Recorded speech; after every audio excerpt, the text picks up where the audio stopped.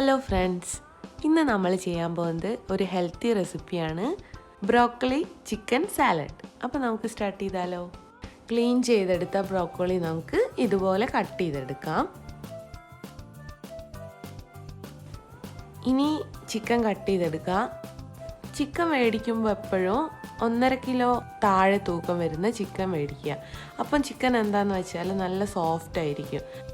Boneless ആയിട്ടുള്ള ചിക്കൻ്റെ breast piece ഇതുപോലെ ഒന്ന് കട്ട് ചെയ്തെടുക്കാം. മീഡിയം സൈസിലുള്ള ഒരു സവാളേൻ്റെ പകുതി മാത്രമേ നമുക്ക് ആവശ്യമുള്ളൂ. അതും ഇതുപോലെ ഒന്ന് കട്ട് ചെയ്തെടുക്കാം.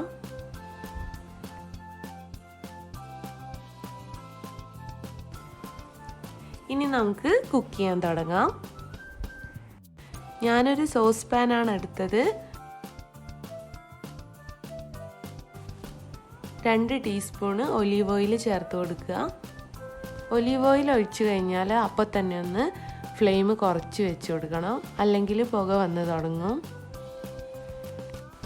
1/2 ടീസ്പൂണ് ഇഞ്ചി ചതച്ചെടുത്തതും ചേർത്ത് കൊടുക്കാം. ഇഞ്ചി ജസ്റ്റ് ഒന്ന് ഫ്രൈ ആയി വരുമ്പോൾ നമുക്ക് ചിക്കൻ ചേർത്ത് കൊടുക്കാം. ബ്രോക്കോളി എടുക്കുന്നതിൻ്റെ പകുതി ചിക്കൻ എടുത്താൽ മതി. ഞാൻ 1 കപ്പ് ബ്രോക്കോളി എടുത്തിട്ടുണ്ട്, അതുകൊണ്ട് ഞാൻ 1/2 കപ്പ് ചിക്കനാണ് ചേർത്ത് കൊടുത്തത്. നന്നായി ഒന്ന് മിക്സ് ചെയ്തതിന് ശേഷം 1/4 ടീസ്പൂൺ ഉപ്പ് ചേർത്ത് കൊടുക്കുക.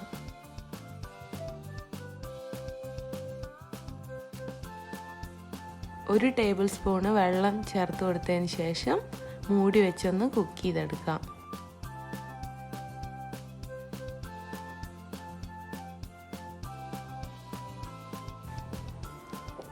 അധികം സമയമൊന്നും വേണ്ട, ചിക്കൻ കുക്കാവാൻ വേണ്ടിയിട്ട്. ഒന്ന് തുറന്ന് നോക്കാം.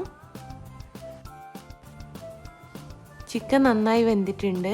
വെള്ളം കൂടുതലുണ്ടെങ്കിൽ ഒന്ന് ഫ്ലെയിം കൂട്ടി വെച്ച് വറ്റിച്ചെടുക്കാം.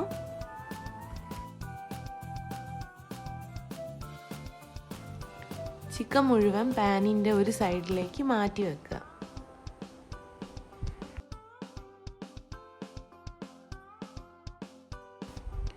ഒരു ടീസ്പൂണ് ഒലീവ് ഓയിലും കൂടി ചേർത്ത് കൊടുക്കുക.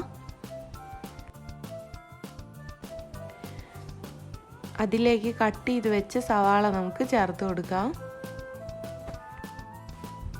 ജസ്റ്റ് സവാള ഒന്ന് ഫ്രൈ ആയതിന് ശേഷം രണ്ടും കൂടെ മിക്സ് ചെയ്തെടുക്കാം. ചിക്കനും സവാളയും കൂടി മിക്സ് ചെയ്യാം.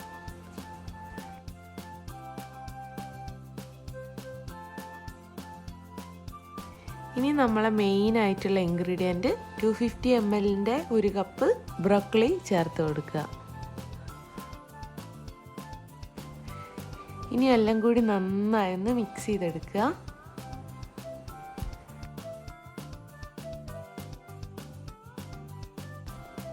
കൂടുതൽ സമയമൊന്നും ബ്രോക്കോളി കുക്ക് ചെയ്യേണ്ട ആവശ്യമില്ല. 1 മിനിറ്റ് വേവിച്ചെടുത്താൽ മതി.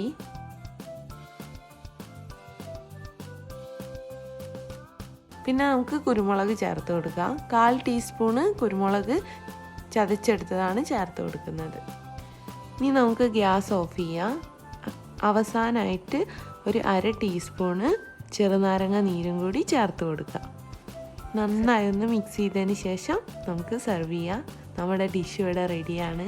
വീഡിയോ ഇഷ്ടമായാൽ ലൈക്ക് ചെയ്യുക, ഷെയർ ചെയ്യുക, കമൻറ്റ് ചെയ്യുക, സബ്സ്ക്രൈബ് ചെയ്യുക, സപ്പോർട്ട് ചെയ്യുക.